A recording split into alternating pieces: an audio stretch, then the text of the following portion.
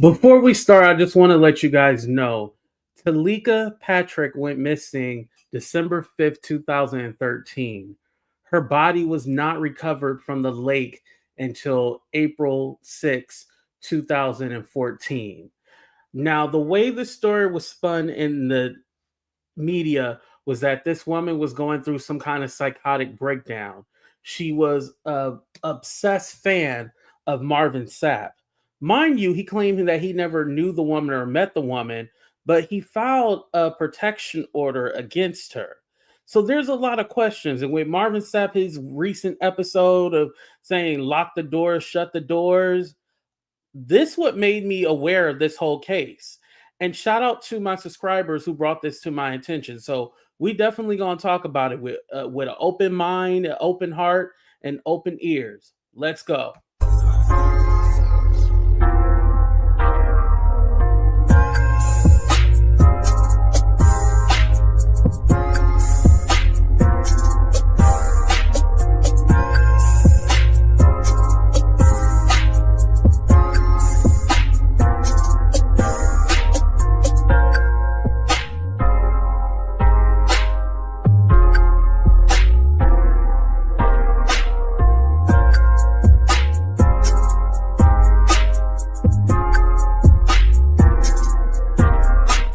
Welcome to a brand new episode of Talk the Real Deal with AT2. And yes, I'm your boy AT2. How everybody doing? How everybody living? How everybody feeling? Now, I do want to say this. Marvin Sapp was not charged with anything. He was not a suspect. I just want to put that out there. But again, if it wasn't for that whole 40K incident, him telling the church to lock the doors, this would have never came up. It's weird that he had to get a protection order, but yet he never met this woman, but said she was a member of his church, was contacting him and his children, and also showed up at his house. Y'all, let's go ahead and get into the news report right now, and then we can definitely discuss more. But shout out to everybody coming in the room. Please hit that like button. Please subscribe to the channel if you haven't. What's up, son? Grandma Joy, Megan, Queen B More, Purely Plush, Tracy. Who else we got here? Nikki. Avenger Rob, we have Dale, Cups of Conversation. Shout out to our favorite cousin Cups. Let's go ahead and get into it, y'all. Michigan doctor who vanished nearly 3 weeks ago. Does just released video, though, hold the answer to her whereabouts? ABC's John Muller has the latest. You're looking at newly discovered surveillance images of Dr. Taleka Patrick inside the Radisson Hotel in Kalamazoo, Michigan from December 6th, the night she mysteriously vanished. The 30-year-old doctor is at the desk clerk, trying to book a room with cash and appears to be in a rush. After being turned away, Patrick uses the hotel shuttle to take her to her car, located at the Borges Hospital, where she worked in downtown Kalamazoo. 2 hours later, her car is found abandoned in a ditch off I-94, more than 100 miles away from the hospital in Kalamazoo, with her wallet still inside. The last person to see her, the shuttle bus driver, told investigators that Patrick seemed agitated. She seemed as if she was looking around, as if someone could be following her. And surfacing this morning. Hi, love. It's me. So she was actually a YouTuber, and not a big YouTuber or anything like that, but she would post videos about this love or this person, but didn't say a name at all. Just this random person. Like she said something like, if you were here, I'll be cooking for you. Now her actual YouTube channel, it's still up, but those videos have been taken down. So I'm pretty sure with the investigation, they decided to take those videos down, or at least Google did. What appears to be self-shot videos of Patrick from YouTube, showing off a dinner she made for someone special. And we both have orange juice, and here are the flowers from last time. But no one in her family knows who. Other videos from the same site may also shed clues to Patrick's state of mind. First, I had morning report. No, not morning report.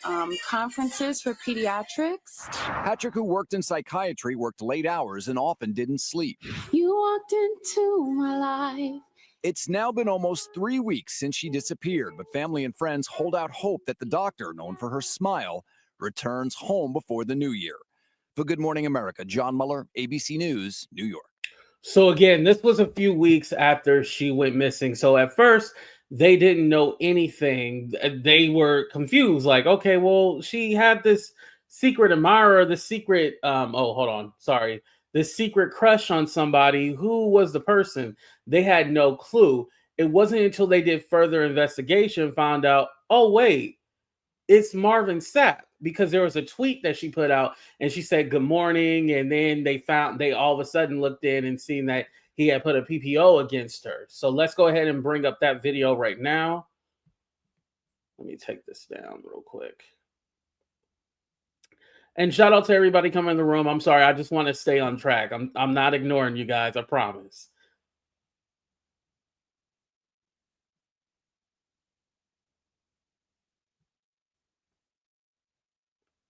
All right, here we go. Where she disappeared from Kalamazoo in December.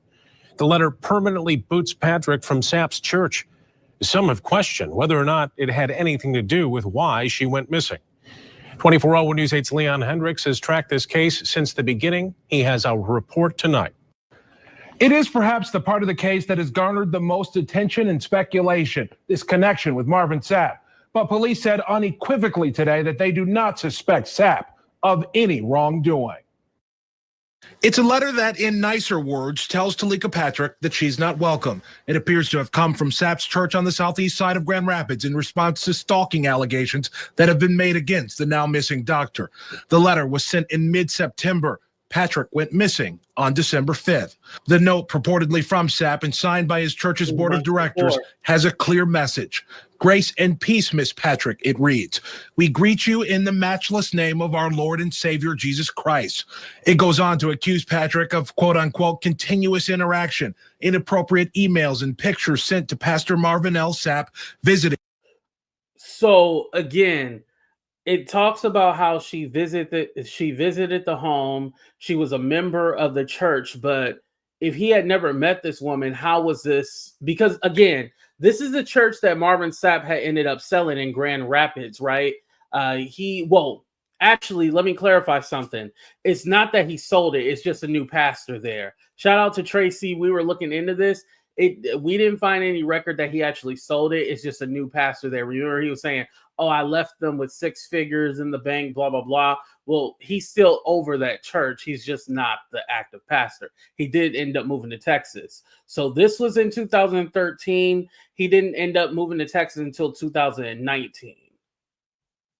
Pastor Marvin L. Sapp's residence and continuous attempts to talk and interact with Pastor Marvin L. Sapp's children. Today, sheriff's officials confirmed that Patrick appears to have come to West Michigan to be close to a love interest, a person she reportedly claimed was her fiance. Police say Marvin Sapp had no connection to Patrick. He has never corresponded back to her, is what we have indications. In fact, we believe he's probably never met her. But private investigator Jim Carlin questions that notion. There had to be some nexus up there in Grand Rapids with Sapp and her. The way it sounds as if he doesn't even know her, and I don't believe that for a minute. He says he has reached out to Pastor Sapp to no avail. Why he wouldn't want to reach out is baffling. Today, investigators broke their weeks of silence and went on record with where their investigation stands. They revealed for the first time that they suspect Patrick was headed to a relative's home in Chicago when she disappeared. While they have gotten numerous calls about Patrick, none. Now, I want to pause it right there because they had said that she seemed to be going to a friend's house or a family house in Chicago, but in another report, I had actually seen that she was going to St. Louis to go see a friend. She had told this friend about how she felt like somebody was after her. So it's not this video, but there's another one where she talks about how she felt somebody was after her or chasing her. Let's continue. And have helped find her, they say. That letter signed with Marvin Sapp's name closes saying, quote, we are praying for you and wishing you well in your endeavors to find a new church home. That letter was found by private investigator Jim Carlin when he searched Patrick's home. We reached out to Sapp and his church. A representative did call us back and said, quote, the church has no comment and our pastor doesn't either. The sheriff's department says that Marvin Sapp has cooperated fully with detectives. Back to you. Tonight, Taleka's family sent us a statement saying, quoting here, We have fished for clues on Twitter, spoken to hordes of friends and associates, hung up signs on cold metal posts, and every step of the way we have prayed like we have never prayed before. We are past the point of desperation. We're running on fumes and running out of time. The family has raised $20,000 for information leading to finding Teleka. And by the way, also it's been stated that she worked in psychiatry. So them saying that she was having this mental breakdown, you would think, not that she'd be able to diagnose herself, but she would see trends or notice like, okay, maybe I'm having a breakdown. Like, why didn't... So and I haven't been able to find like a video where they talk to her coworkers or anything like that. That's what I've really been looking for, because, you know, your coworkers, they always call it your second home. Don't they call your job your second home? So with that being said, your job can sometimes recognize things that people at your home don't, because usually you go to eat, you eat and you sleep when you get home from work. But at work, you have to be attentive. You have to pay attention. Oh, I knocked down my microphone. Can y'all still hear me? Put a 1. You have to pay attention to things. You have to be aware. You have to be cautious. You know, they would know if, she's acting a little funny, something's going on. I have questions about that. And again, let me be clear, because, you know, we don't want no lawsuits.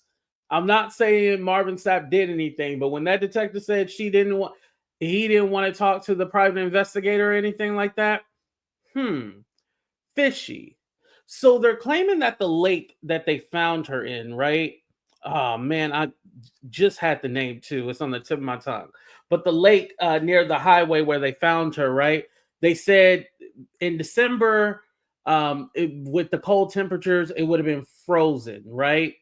So they didn't actually look until January for her in that water.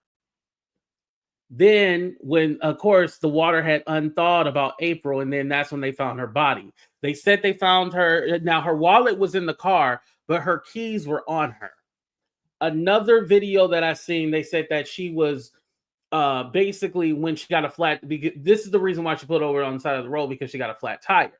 So she was walking through the woods and might have slipped in the water, and because the water is so cold, like automatically she could have went into shock, and then she drowned. They said the cause of death was, is it asphyxia? Is that how you say it, you guys? Asphyxia? Basically like choking to death, you know, from the water. And they also claim in the autopsy there was no drugs or anything. They didn't see any foul play. Okay, I said it right. Thank you, Sandra. Okay. And let me pull up another one.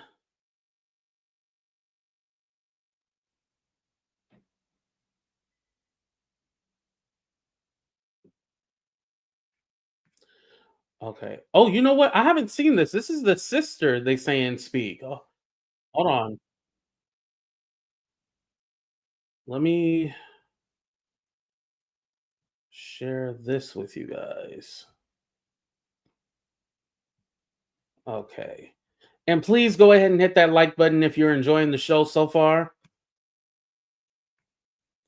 And also let me know this. Put a 4 in the chat if this is your first time hearing the story about Taleka Patrick. Put a 4 in the chat if this is your first time. Kalamazoo medical student missing for 10 days now. Taleka Patrick was last seen the night of December 5th when she was dropped off at her vehicle in a parking lot in Borges Medical Center.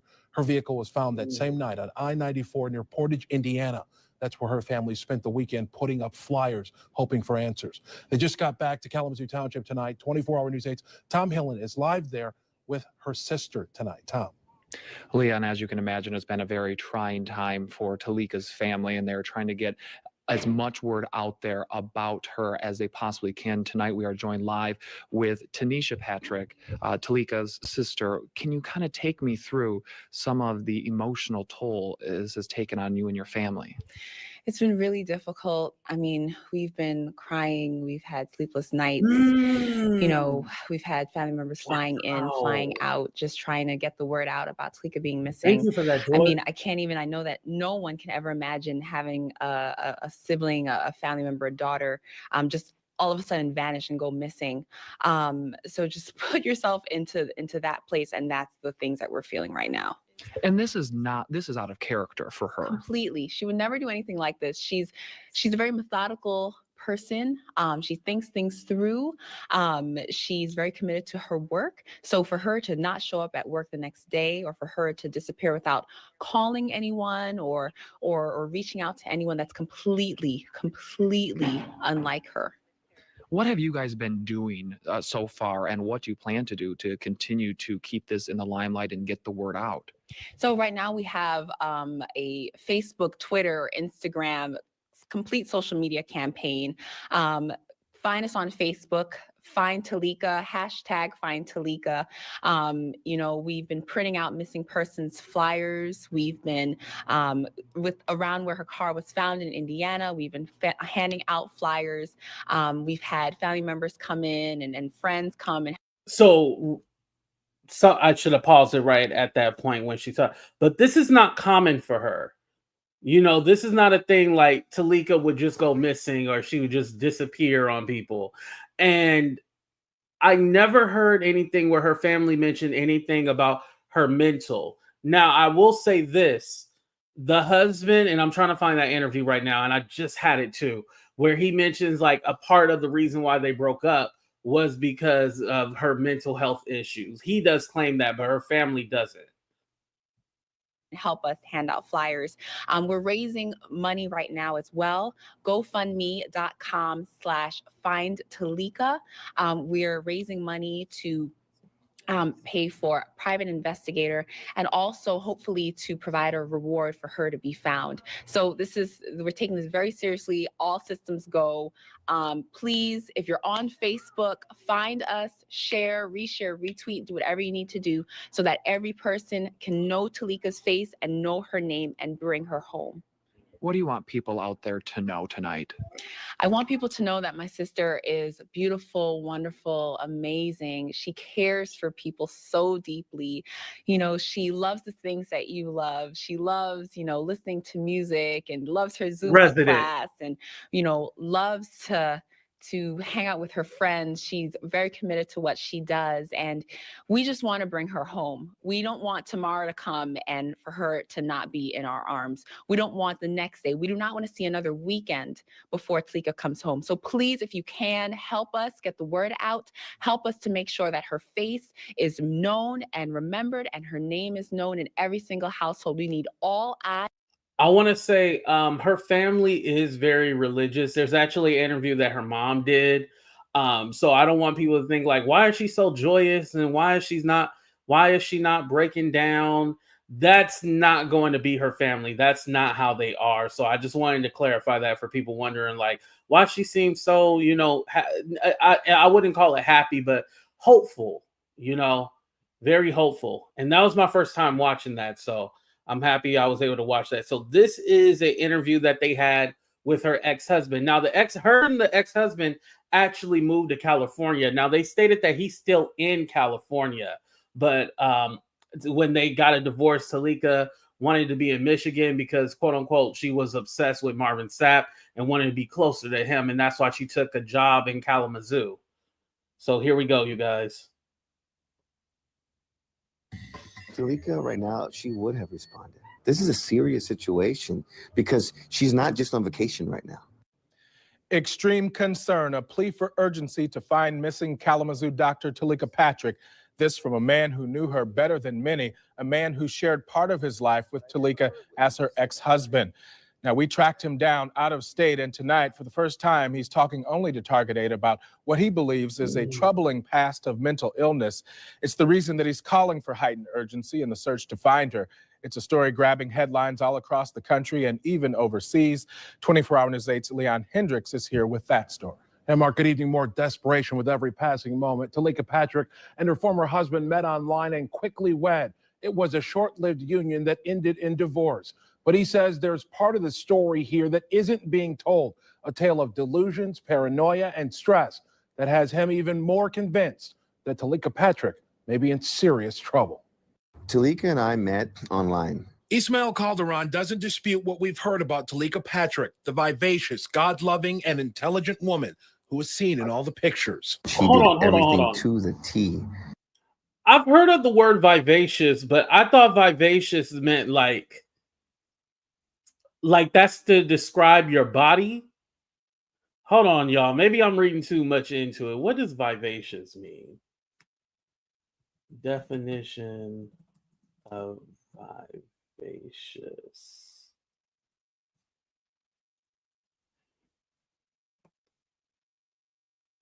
Lively and animated. Okay. You know what I was thinking about? Voluptuous. I was getting offended for a minute. I was thinking about, yeah, they don't mean the same thing. I'm sorry, y'all. Let's continue. I was like, now, how are they going to say that about this one?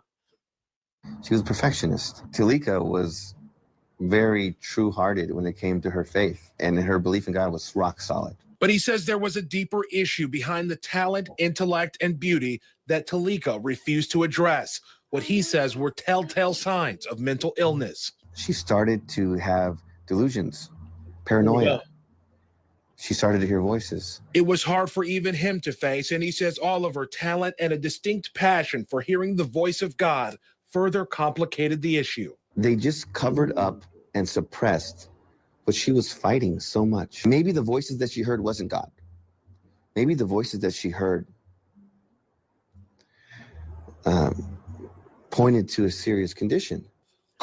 Now, when you're a doctor, do they give you some kind of like psychological test or something like that?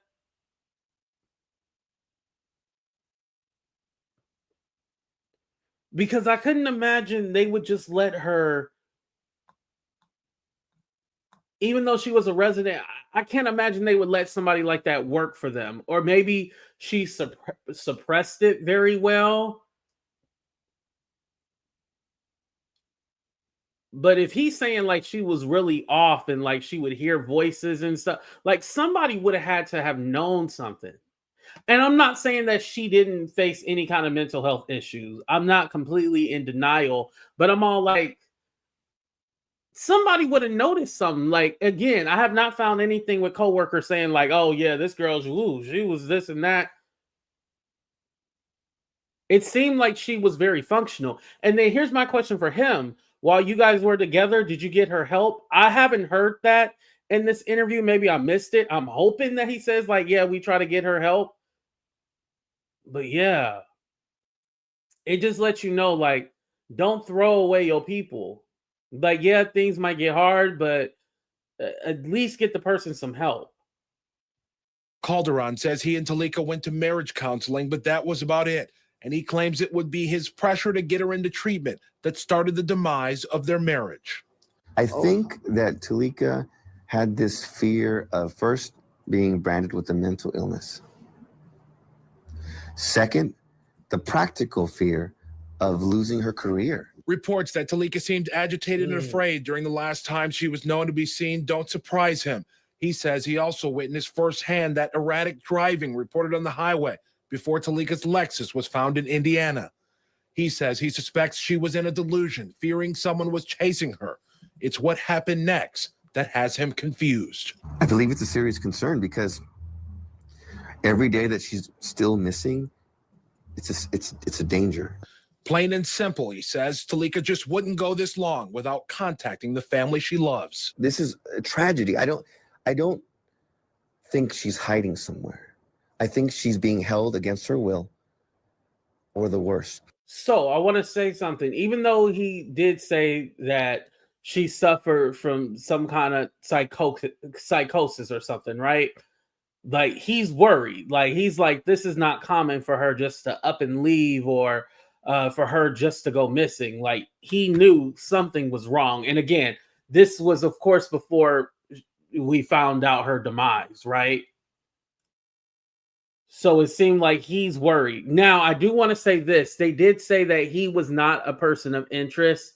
They didn't show that he flew out there or anything like that. They don't claim him as a person of interest. I know Taleka was born in New York, but I don't know where her family is. That's one thing I don't know, like where her family is actually at. You know, like for example, my family is in the Bay Area here, so that's where my people would be, right? But I don't know if her people are still in New York or not, but that's where she was born. She was born in Queens, I believe. Or even worse than that. It's horrible to think that something bad may have happened to her. Calderon says he has Jazz, not you're been right. contacted by investigators, but is talking about what he knows about Taleka in hopes that it steps up the urgency in the case. So that's why I think this is really important that we bring awareness that this is not just some doctor that's just trying to get away. This is someone that was suffering. I believe it's a serious concern because every day that she's still missing, it's a danger. I mean, this is a red alert. Taleka's family has said to their knowledge she did not suffer mental illness. Taleka has been missing now for 27 days, Mark.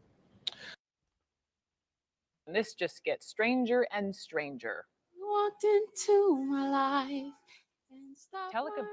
Okay, I haven't seen this one. Taleka Patrick seen in this these YouTube videos, several videos, singing and cooing to some. Okay, so let me comment on that last video. So again, you seen at the end of the report, because like I said, I couldn't find anything where her family said, oh yeah, she suffered from mental health issues, nothing like that. And so you hear that at the end, they're all like, yeah, the family said no, she didn't suffer from anything. Now, could be something. You know how you might have some kind of condition or your family might be too ashamed to say something? That could be the situation. I'm gonna give y'all all sides, right? But the family said they didn't know anything about that. So either she didn't tell them, or hell, I gotta look back at the ex-husband Ishmael. That's what his name is, Ishmael. I have to look at him. Why didn't you tell her family, like, hey, I think there's something going on with her. Can maybe we need to omit her in the hot. Like, I would have did more than just getting a divorce and letting her leave and go off. I would have at least had made sure she's okay. I see why you guys are all like, well, he needs to be a suspect because, yeah, y'all right. Someone, we just don't know who that someone is. That is just one of the bizarre details investigators uncovered as they're trying to figure out what happened to her. The 30-year-old woman failed to show up on her hospital job on the 6th of December. Today, the sheriff came out with more information, including the fact that Patrick left her cell phone inside her work locker. CNN legal correspondent Gene Casares has been watching this one for us today as well. And Gene, I know that investigators went into a lot of detail about her last known movements, including the fact that a coworker gave her a ride, to the hotel? Learned so much about a timeline, and you're right, she wanted to go to a hotel. You know, the one thing that the Kalamazoo County officials want to emphasize, this is a missing persons investigation. There is nothing in what they know that tells them she is deceased. But here's what we learned today. December 5th, normal day at work. She told friends she was going to go visit a relative in Chicago over the weekend. About 7:30 in the evening, she told a coworker, I don't have a car. Can you give me a ride to the local hotel downtown? She did have a car in the parking lot, but she got in with the coworker. She gets in there and starts to erratically talk to the coworker, saying, I don't have any money. Can you give me some money? She was given $100, went down, got into the hotel, started walking around in the lobby. It's believed that she wanted to check into a room, but finally said she needed to leave. The hotel van took her back to the. Now, what's interesting is that hotel worker, I mean, not the hotel worker, her coworker didn't ask like more questions like, you okay? Like, what's going on? Like, are you okay? Are you all right? Just said she was acting erratic, like, because let me tell you something. I don't mind giving somebody a ride from work, but I'm a little skeptical when it comes to somebody that I really don't know. I wouldn't just let somebody randomly get in my car, even if they were a coworker or not.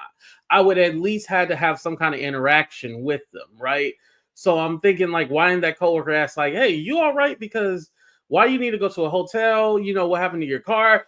and not necessarily interrogate her, but at least like y'all ask some questions. And ain't nothing wrong with asking questions, especially if somebody asking you for money. Oh, you can ask all the questions you want to. If I ever ask y'all for money, ask me any question you want to. Hospital. When she gets out, once again, erratic talking, saying, I can't get back in with you. The hotel van driver watches her as she goes not into the hospital where she is a resident. Remember, this is a female doctor. Right. She goes into the parking lot, gets in her car. That's about 8 o'clock at night. 2 hours later, someone is reporting a lone person in a white car driving erratically on Interstate 94 in Indiana. Well, the Kalamazoo Police Department say that car was abandoned, and that was the last time they believe that Dr. Patrick was ever seen, and it was her white vehicle. Today, the sheriff of Kalamazoo County spoke directly to Dr. Taleka Patrick. Listen to this. My message to her, if she is watching, is that if for whatever reason that this is an event that may have got out of hand, meaning a temporary situation that became permanent because of the attention, I would say all is forgiven, and please come forward, because we need you to help your family and help everyone else understand what your situation is. And her social. I don't like that.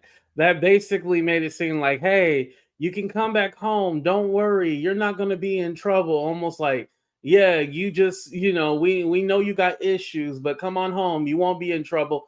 Almost thinking like, okay, there's no way that anyone did anything, or why was she erratic? Like she just has, because we're diagnosing her, and the only diagnosis that we know about her mental state is from her ex-husband.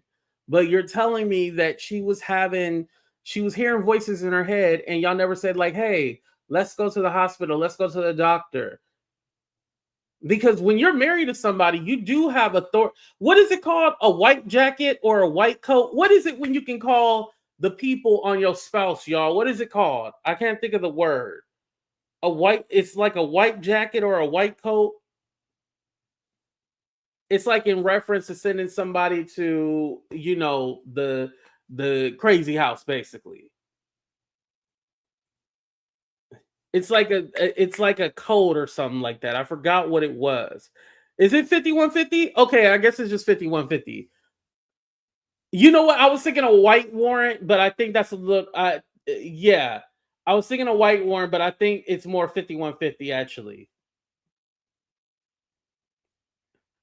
But he should have called something, damn it, Tyrone or somebody to help her out and not just leave her in that kind of state. I just can't imagine being married to somebody and just being when the relationship goes south, you just all right with them walking away.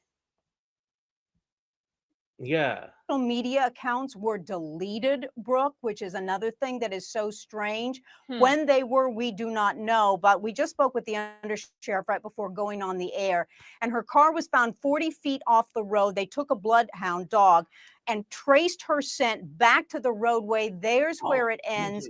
They think she may have gotten into a vehicle with someone else, but at this point, they have no evidence of that.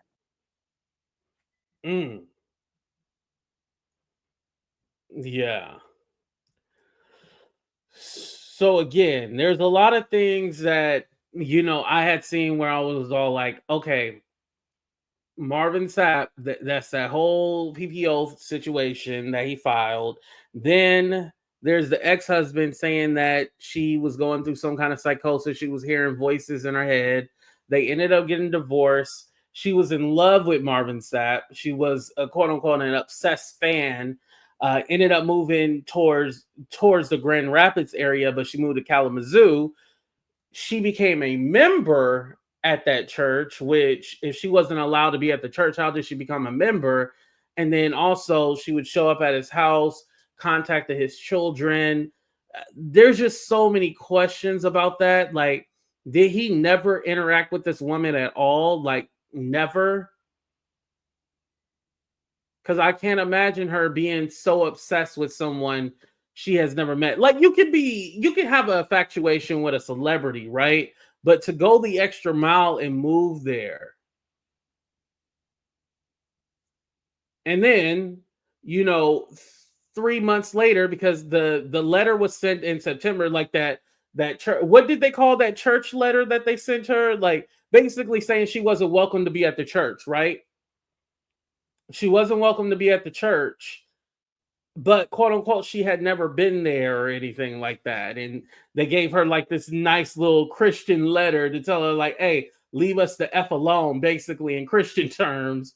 Then 3 months later, she ends up having this psychotic breakdown. But was it a psychotic breakdown, or was somebody chasing her? Did she feel like she needed to leave or go somewhere? And mind you, nobody knew anything about this until that private investigator found that letter in the house. Yeah, there's a lot of questions regarding this. But let me ask you guys real quick. Do you guys think that Taleka, you know, do you think that this case should still be open? That's what I asked you. Should this case be open, or it should be closed? Open or closed? 30 seconds.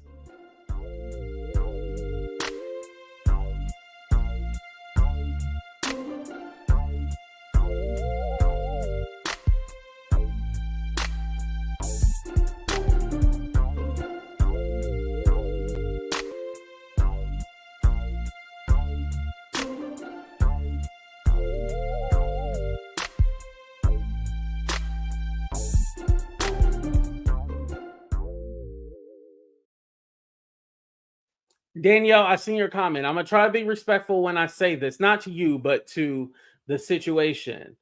His wife passed away in hold on, I think I got the date here. September 9th, 2010. And so Taleka, she didn't move out there until 2013. So could that have been a relationship that he had, and maybe he wanted to cover it up? I don't know. And also too, I don't know if Marvin Sapp is in a relationship or has remarried either. I don't think he has remarried at all. Wait, hold on, Danielle. You said I know I was a member. Oh, what? You were a member there? Oh, wow. Can you come up? I'm dropping the link for Danielle, you guys. Danielle Harris.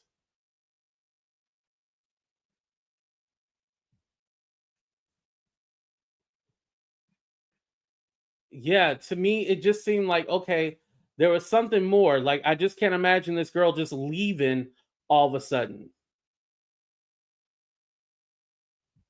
Oh, that's just me again. Hold on. Sorry, I was trying to pin the link. I believe she had cancer, son. I'm not sure. Yeah, I think she had some kind of illness. His wife has. I don't think that had any conspiracy or anything like that. I think she was just sick. Yeah. She had cancer. Okay, I was right. Yeah.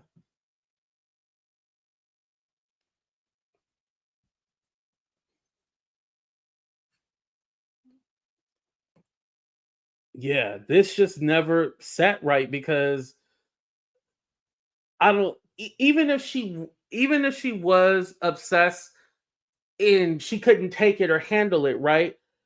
She would have probably tried to leave or do something probably somewhere closer to time, like in September when they sent her that nice church breakup letter. That's what I feel like. They would have sent it to her then and not send it to her, and she wouldn't have this breakdown in December.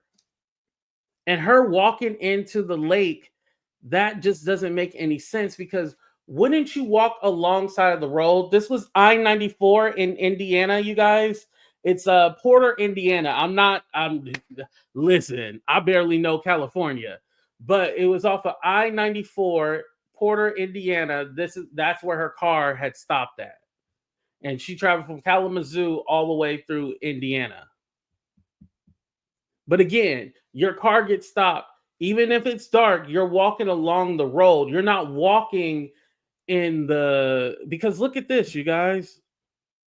I showed you guys a picture of the lake, right? Yeah, you telling me that you're gonna walk through the woods and not along the road?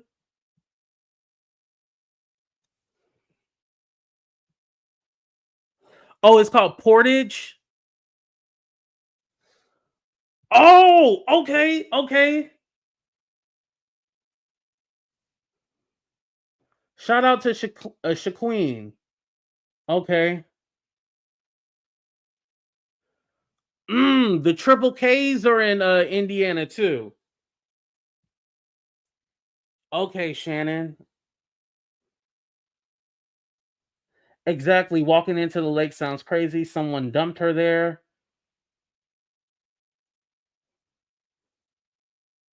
AT2, sometimes mental challenges are slow developing. Men often take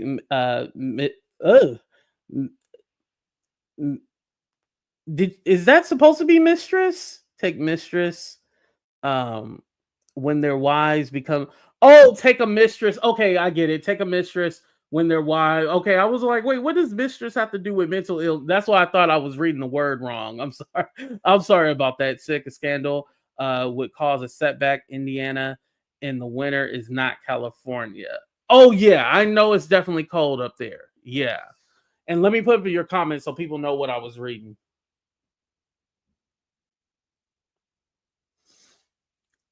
Jazz, his wife, yeah, his wife passed away in 2010.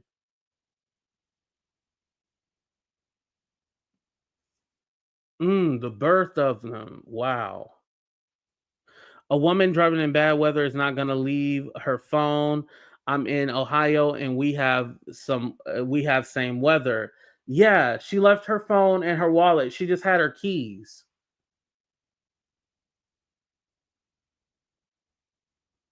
She just had her keys on her. That's the weird part.